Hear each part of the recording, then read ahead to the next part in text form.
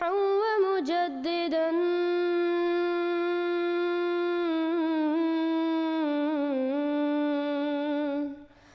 فارنوا بنظر طاهر وجنان. صفحے کی تقریباً کتاب اپنے بیان کو کتاب کی صورت میں چھاپا، وہاں آئے اور اسمبلی ہال میں اپنا 200 صفحے کا بیان مکمل طور پر پڑھ کر سنایا، جس میں ان کا پورا موقف موجود تھا. ہم نے بڑے غور سے سنا، اطمینان سے، صبر سے. اس کے بعد یہ درست ہے کہ ہمیں بھی تشویش لاحق ہوئی کہ اس کی تقریر کے بعد ممبروں پر کچھ اثر تھا. اور میں نے پہلے بھی آپ کو سنایا تھا کہ جب وہ آئے تھے تو داڑھی سفید لمبی، جا کر دیکھ لو، سفید سفید کبھی پگڑ اور قمیص سلوار. اس صورت میں جب وہ اسمبلی کے اندر پہلی مرتبہ داخل ہوئے اور ممبروں نے دیکھا، اور ممبروں کی اکثریت نے اس سے پہلے نہیں دیکھا تھا، اور میں بھی انہیں میں شامل تھا، تو ہمیں گھور گھور کر کہنے لگے کہ دیکھو یہ داڑھی سفید اور تم کہتے ہو کافر ہے. حد ہو گئی، حد ہو گئی. یہ پگڑی اور تم کہا یہ شکل کافر کی ہے. مولوی صاحبان تم بھی عجیب باتیں کرتے، یہ کافر کی شکل ہو سکتی ہے؟ یہ ذہن تھا. اگر آپ بھائی، ایمان کا تعلق، اسلام کا تعلق شکل داڑھی سے نہیں ہے، عقیدے سے. غرض یہ جب وہ اپنے بیان میں جناب نبی کریم علیہ السلام کا اس میں گرامی ذکر کرتے تھے تو درود بھی ساتھ پڑھتے تھے. جب وہ درود پڑھتا تھا تو اس طرح ممبر میں کہتے دیکھو حضور کو درود بھیج رہا ہے، تم کہتے کافر. کبھی کبھی وہ قرآن کریم کی آیتیں بھی اس بیان میں پڑھتا تھا تو ممبر کہتے کہ دیکھو قرآن کی آیتیں پڑھ رہا ہے، تم کہتے ہو کہ یہ کافر. تو ذہن اس طرح بنا. تشویش اس لیے تھی کہ یہ ایک آخری وقت ہے، موقع ہے. اگر اس وقت اسمبلی نے جب مسئلہ پیش ہے سامنے انہیں غیر مسلم قرار نہ دیا اور مسلمان قرار دے دیا خدا نہ خواستہ، تو پھر یہ مسئلہ الجھ گیا. عمر ہاں اچھا، نوائے وقت انہوں نے مجھے حوالہ دیا، اس سے میں کہنا چاہتا تھا مگر میرے پاس حوالہ نہیں تھا. اچھا وہ آپ نے دے دیا، میرے ذہن میں یہ تھا. جب جماعت احمدیہ کے خلاف یہ فیصلہ ہوا کہ پاکستان کی نیشنل اسمبلی جس میں تمام فرقوں کے نمائندے موجود ہیں، انہوں نے متفق علیہ طور پر یہ فیصلہ کیا ہے کہ یہ سارے مسلمان اور صرف جماعت احمدیہ دائرہ اسلام سے خارج ہے. اس فیصلے کا اعلان نوائے وقت لاہور 16 اکتوبر 1974 کو ان الفاظ میں کیا گیا: قادیانی مسئلے کا حل اور چند دلچسپ حقائق. اسلامی تاریخ میں اس قدر پورے طور پر کسی اہم مسئلے پر کبھی اجماع نہیں ہوا. اس فیصلے کی ایک خاص اہمیت یہ ہے کہ اس پر اجماع امت بالکل صحیح طور پر ہوا.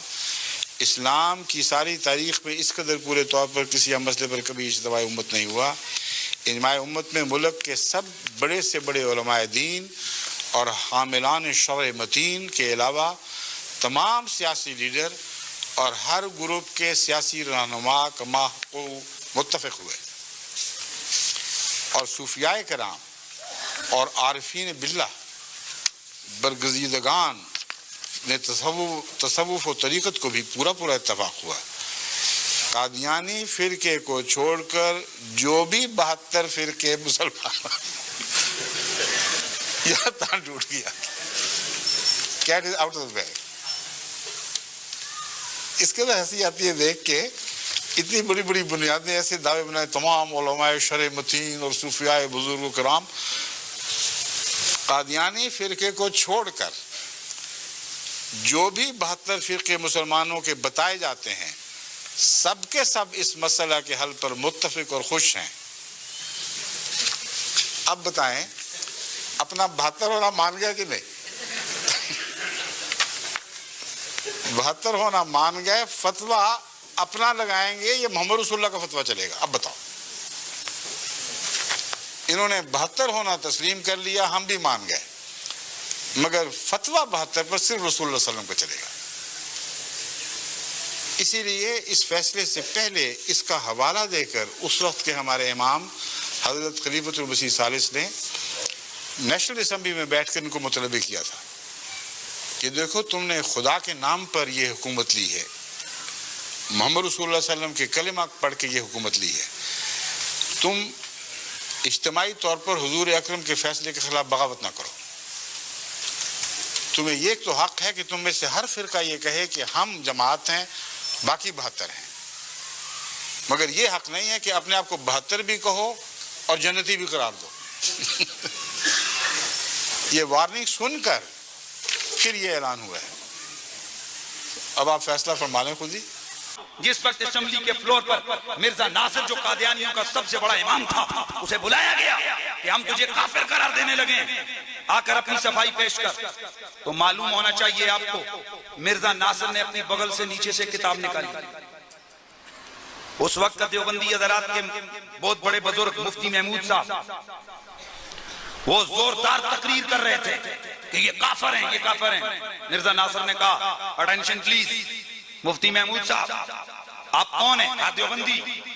کہا یہ قاسم نانوتوی صاحب کون ہیں؟ کہا ہمارے آقا و مولا, ہمارے شیخ, ہمارے بزرگ.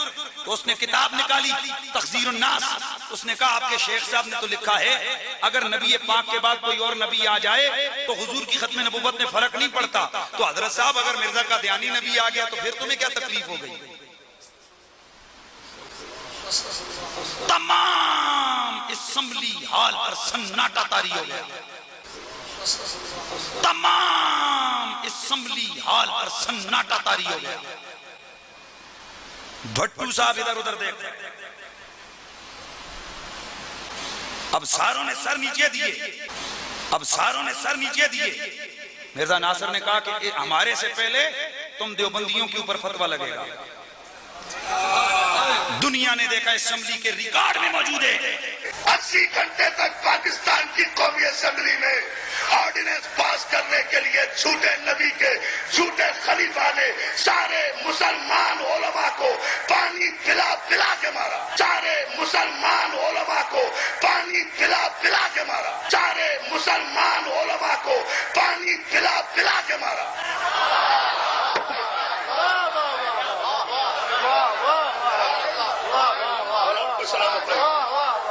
پانی پلا پلا کے مارا. اور جب فیصلہ نہیں ہو سکا اور قومی اسمبلی کے کیفیٹیریا میں بیٹھ کر سارے علماء اسلام نے اجماع کیا, مجلس شورا کا اجلاس منعقد کیا. 80 گھنٹے ہو گئے, یہ کمبخت جھوٹے نبی کا جھوٹا خلیفہ, جھوٹے نبی کا جھوٹا خلیفہ, جھوٹے نبی کا جھوٹا خلیفہ ہم سے شیر نہیں ہو رہا ہے, ہم اسے شکست نہیں دے سک رہے ہیں. جو دلیل ہم لاتے ہیں وہی دلیل یہ پیش کر دیتا ہے. ہم نے سب سے بڑی دلیل یہ دی تھی کہ بہت توجہ, کہ ہم نے سب سے بڑی دلیل یہ دی تھی کہ نبی وہاں سے بن کر آتا ہے, یہاں آ کر نہیں بنتا. تیرا نبی تو یہاں آ کر نبی نبوت کا دعویٰ کر رہا ہے تو تیرا نبی جھوٹا ہے. ہمارا محمد رسول اللہ سچا ہے, وہ وہاں سے بن کر آیا. اس نے سیرت کی کتابیں شام سے لے کر امام بخاری تک, امام بخاری سے لے کر شبلی نعمانی تک ساری سیرت کی کتابیں مسلمان مولویوں کے سامنے رکھ دی کہ کیسے کہتے ہو کہ نبی وہاں سے آتا ہے. تم ہی نے تو سب نے مکھی پر مکھی بٹھائی. فلاں دن پیدا ہوئے, نبی نہیں تھے. فلاں کی گود میں آئے, نبی نہیں تھے. جوان ہوئے, نبی نہیں تھے. بکریاں چرائی, نبی نہیں تھے. بدلا کمال تجارت. تم مسلسل لکھتے آ رہے ہو, بچپن گزارا نبی نہیں تھے, لڑکپن گزارا نبی نہیں تھے, جوان ہوئے نبی نہیں تھے, غار حرا میں عبادتیں کی نبی نہیں تھے, پہلی وحی آئی نبی نہیں تھے. تو غور ہی نہیں کیا ہے لکھنے کا.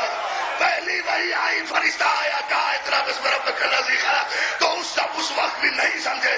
بے ساختہ کہا کہ میں پڑھا لکھا نہیں ہوں, تمہاری کتابوں میں لکھا ہوا ہے. تو اگر 40 برس کے بعد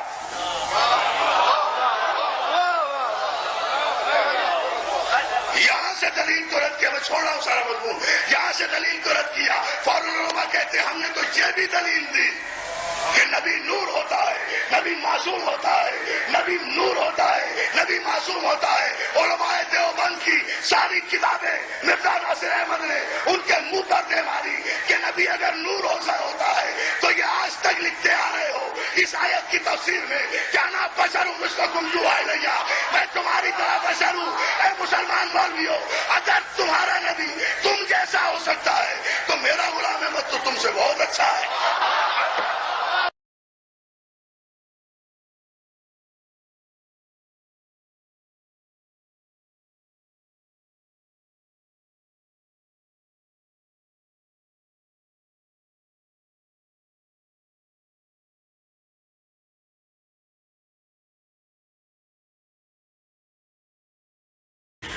قادیانیوں نے اپیل کی تھی, قادیانیوں نے وفاقی شرعی عدالت میں.